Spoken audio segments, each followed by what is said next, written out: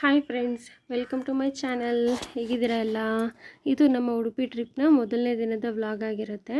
So ಬಂದು ರೂಮ್ಗೆ ರೆಡಿಯಾಗಿ ಮಗುನ ಕೂಡ ರೆಡಿ ಮಾಡಿಕೊಂಡು ಹೊರಟ್ವಿ ನಾವು. ಸೊ ಒಂದು ವೆಹಿಕಲ್ಗೆ ಹೇಳಿದ್ವಿ, ಕಾರ್ಗೆ. ಸೊ ಅಲ್ಲಿ ಓಡಾಡೋಕ್ಕೆ ಈಸಿ ಆಗಲಿ ಅಂತ ಅಂದ್ಬಿಟ್ಟು ಸೊ ಬಂದಿತ್ತು ವೆಹಿಕಲ್ಲು. ಅಷ್ಟರಲ್ಲಿ ನಾವು ಕೂಡ ರೆಡಿಯಾಗಿ ಹೊರಟ್ವಿ.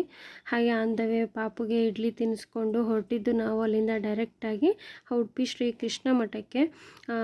ಅಷ್ಟರಲ್ಲಿ ಆಲ್ರೆಡಿ ನನ್ನ ಮಗಳು ತುಂಬ ನಿದ್ದೆ ಮಾಡ್ತಿದ್ದೆ, ಯಾಕಂದರೆ ಮಿಡ್ ನೈಟ್ ಎಲ್ಲ ಇದ್ದಿದ್ದರಿಂದ ಸರಿಯಾಗಿ ನಿದ್ದೆ ಇರಲಿಲ್ಲ ಅಂತ ಮಲ್ಕೊಂಬಿಟ್ಟಿದ್ಲು.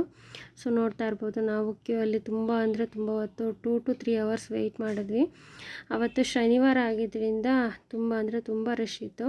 ಸೊ ಯಾಕಂದರೆ ವೀಕೆಂಡ್ ಅಲ್ವಾ, ಅದು ಕಾಮನ್. ಅದು ಅಲ್ಲದೆ ಕೃಷ್ಣ ಮಠ ಅಂತ ಅಂದಾಗ ಶನಿವಾರ ವಿಶೇಷ ಪೂಜೆಗಳೆಲ್ಲ ಇರುತ್ತೆ. ಸೊ ನಾವು ಹೋಗಿದ್ದು ಒಂದು 10:30 ಆದರೂ ಕೂಡ ಅಲ್ಲಿ ನಮಗೆ ದರ್ಶನ ಆಗೋಷ್ಟರಲ್ಲಿ 12:30 1 o'clock ಆಗೋಯಿತು. ಅಷ್ಟು ರಶ್ ಇತ್ತು. ಆ ರಶಲ್ಲೇ ನಾವು ಸ್ವಲ್ಪ ಮಾತುಕತೆ ಆಡಿಕೊಂಡು ಹಾಗೆ ಮಸ್ತಿ ಮಾಡಿಕೊಂಡು ನನ್ನ ಮಗಳು ಕೂಡ ನಿದ್ದೆಯಿಂದ ಎದ್ಲು. ಸೊ ಇದ್ಮೇಲೆ ನಮ್ಮ ಮನೆಯವರು ಮತ್ತು ನಮ್ಮ ಬ್ರದರ್ ಇಬ್ಬರಿದ್ರು, ಅವರು ಕೂಡ ಇನ್ನೊಂದು ಫ್ಯಾಮಿಲಿ ಕೂಡ ಇತ್ತು. ಸೊ ಅವಳ ಪಾಪು ಜೊತೆನೂ ಆಟ ಆಡಿಕೊಂಡು ನಮ್ಮ ಅಣ್ಣ ಅವ್ರ ಜೊತೆ ಎಲ್ಲ ಒಬ್ಬರಿಂದ ಒಬ್ಬರಿಗೆ ಶಿಫ್ಟ್ ಆಗ್ತಾನೆ ಇದ್ಲು. ಅವಳಂತೂ ಸಿಕ್ಕಿದೆ ಚಾನ್ಸು ಅಂತ ಎಲ್ಲರ ಜೊತೆ ಆಟ ಆಡಿಕೊಂಡು ಕ್ಯೂ ಅಲ್ಲೇ ಒಂದು ಎಂಜಾಯ್ಮೆಂಟ್ ಮಾಡ್ಕೊಂಬಂದ್ಲು ಅವಳಂತೂ. ನಮಗಂತೂ ನಿದ್ದೆ ಇಲ್ದಿದ್ದಕ್ಕೂ ಅದಕ್ಕೂ ಟಯರ್ಡ್ ಆಗಿತ್ತು. ತುಂಬ ಅಂದರೆ ತುಂಬ ಸೆಕೆ ಆಗ್ತಾಯಿತ್ತು. ಆ ಕ್ಯೂ ಅಲ್ಲಿ ನಿಂತಾಗ ಒಂಥರ ತಲೆ ಸುತ್ತೋ ಥರನೇ ಫೀಲ್ ಆಗ್ತಾಯಿತ್ತು. ಏನು ಮಾಡೋದು, ಮಾತಾಡ್ಕೊಂಡು ಹಾಗೆಯೇ ಟೈಮ್ ಪಾಸ್ ಮಾಡ್ತಾಯಿದ್ವಿ. ದೇವ್ರನ್ನ ಯಾವಾಗ ನೋಡ್ತೀವೋ, ಇಲ್ಲಿಂದ ಯಾವಾಗ ಹೊರಗಡೆ ಹೋಗ್ತೀವೋ ಅನ್ನೋ ಥರ ಫೀಲ್ ಆಗ್ತಿತ್ತು. ಆದರೂ ಕೂಡ ಅಷ್ಟೊತ್ತು ವೆಯ್ಟ್ ಮಾಡಿದ್ರು ನಮಗೆ ನೋಡೋಕ್ಕೆ ದೇವ್ರನ್ನ ಸಿಗ್ತಾ ಇದ್ದಿದ್ದು ಜಸ್ಟ್ 1 ಸೆಕೆಂಡ್ ಅಥವಾ 2 ಸೆಕೆಂಡ್ ಅಷ್ಟೇ ಆಗಿತ್ತು. ಸೊ ಅದೊಂದು ಸ್ವಲ್ಪ ಬೇಜಾರು. ಅಟ್ಲೀಸ್ಟ್ 1 ನಿಮಿಷ ಆದರೂ ನೋಡೋಕ್ಕೆ ಬಿಟ್ಟಿದ್ರೆ ಖುಷಿ ಆಗ್ತಿತ್ತು. ಸೊ ನೋಡ್ಬೋದು, ತರಲೆ ಮಾಡ್ತಾ ಇದ್ದಾಳೆ. ಹೋಗಬೇಕು ಅಂತಂದರೆ ಅಲ್ಲೆಲ್ಲ ಆಮೇಲೆ ನಮ್ಗೆ ಗೊತ್ತಿರಲಿಲ್ಲ, ಆಲ್ರೆಡಿ ತುಂಬ ಸೆಕೆಂಡ್ ಟೈಮ್ ಹೋಗಿದ್ದಿದ್ದು. ಲಾಸ್ಟ್ ಟೈಮೆಲ್ಲ ಆ ಥರ ಏನಿರಲಿಲ್ಲ.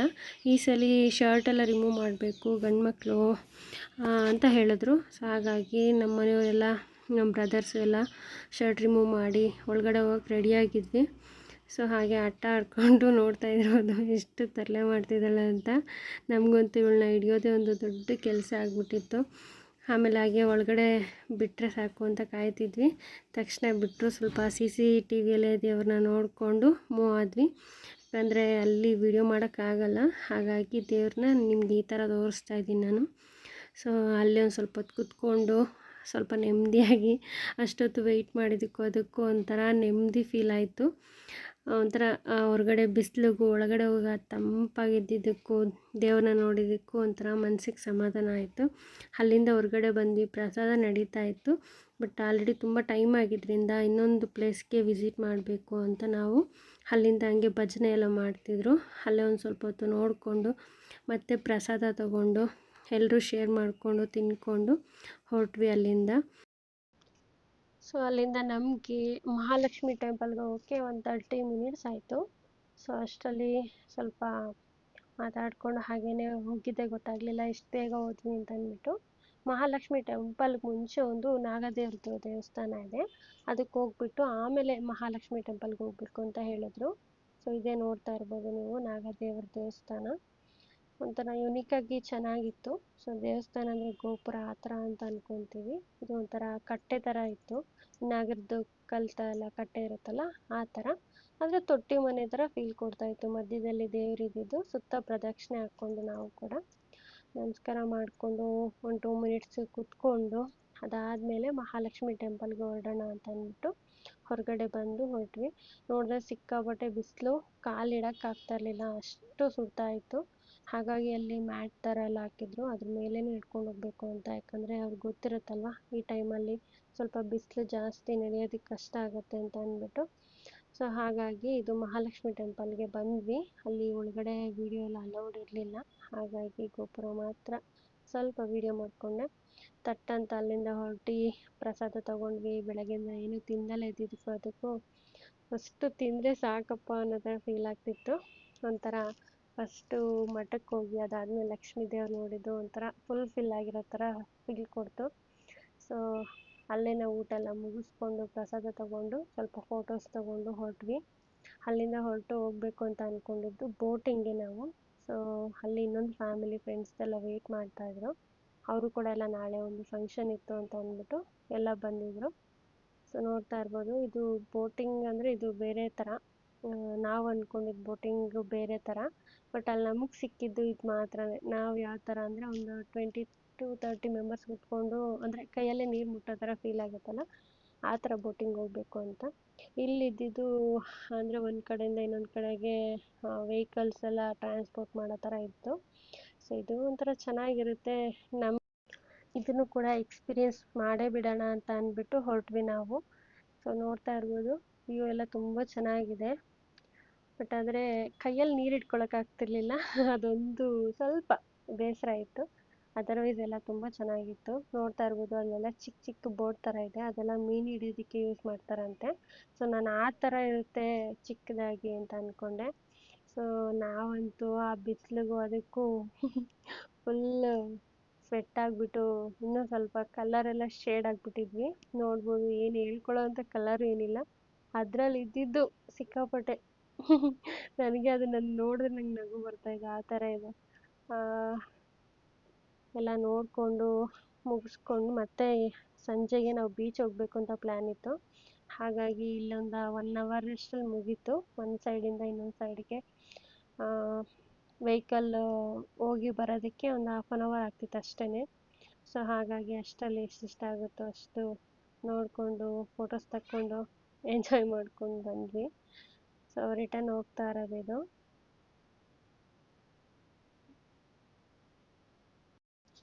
ಒಂದು ಕಡೆ ಯಾವ ಥರ ಫೀಲ್ ಆಗ್ತಿತ್ತು ಅಂತಂದರೆ, ಟಯರ್ಡ್ ಆಗಿದ್ದಕ್ಕೂ ನಿದ್ದೆ ಇಲ್ದಿರೋದಕ್ಕೂ ಕಣ್ಣೆಲ್ಲ ಫುಲ್ಲು ಉರಿತಾ ಇತ್ತು. ಸೆಕೆ ಬೇರೆ, ಅದರಲ್ಲಿ ಫುಲ್ ಇರಿಟೇಷನ್ನು.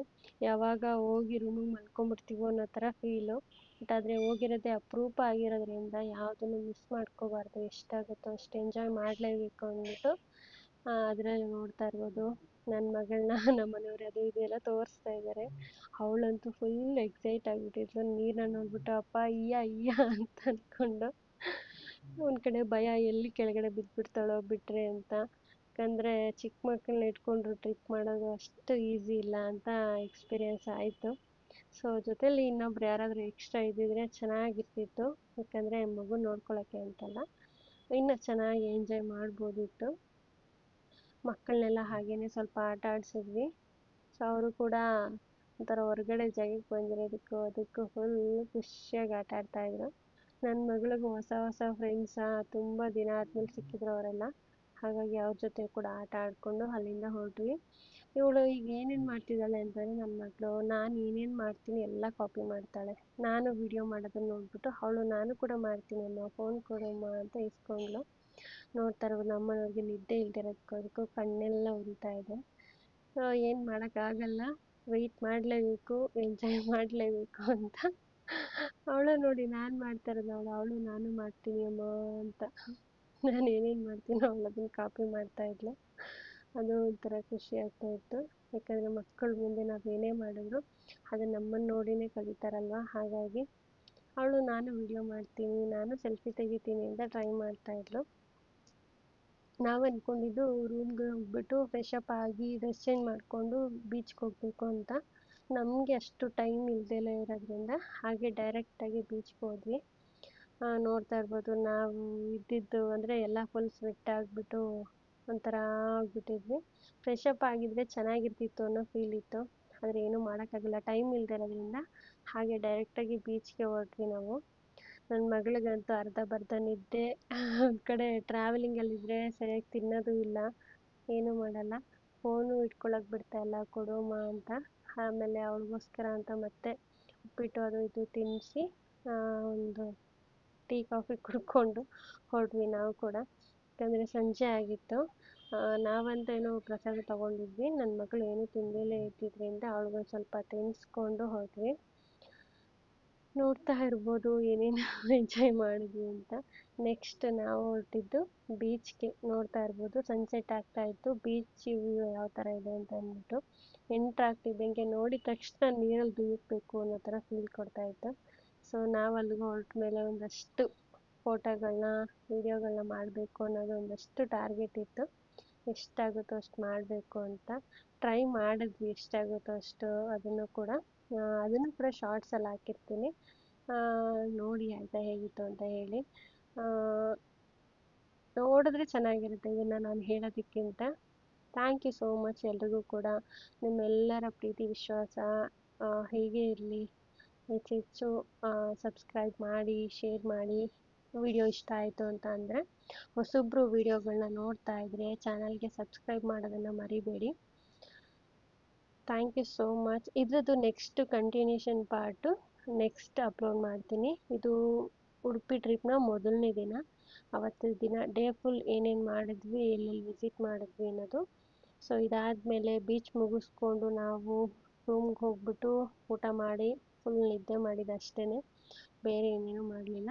ನೆಕ್ಸ್ಟ್ ಡೇ ಫಂಕ್ಷನ್ ಇತ್ತು. ಸೊ ಫಂಕ್ಷನ್ಗೆ ರೆಡಿಯಾಗಿ ಹೋಗಿ ಏನೇನು ಮಾಡಿದ್ವಿ ಅನ್ನೋದು ನೆಕ್ಸ್ಟ್ ಪಾರ್ಟಲ್ಲಿ ಬರುತ್ತೆ, ನೀವು ನೆಕ್ಸ್ಟ್ ವಿಡಿಯೋದಲ್ಲಿ ನೋಡ್ಬೋದು.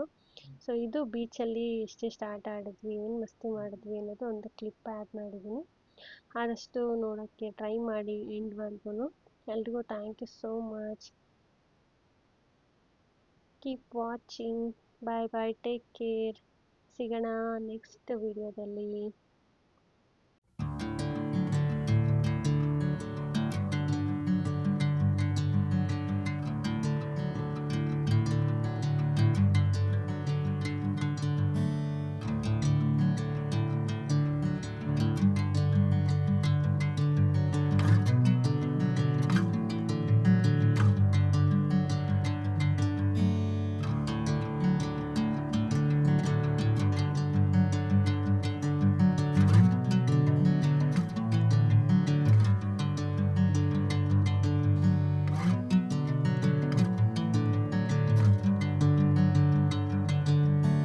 Bring me into golden sunlight. If I'm going with you, I know we'll get to the other side. Sinking in, I know this feels right. Catching a breeze, love moving through me like a wildfire, like a wildfire.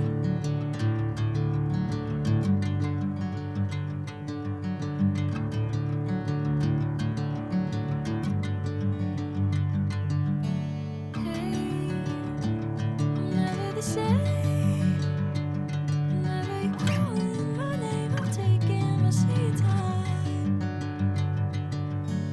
Hey, whatever the plan, I know I'm holding the best of me out of my hand. I know you'll always understand. Bring me into golden sunlight. If I'm going with you, I know we'll get to the other side. Sinking in.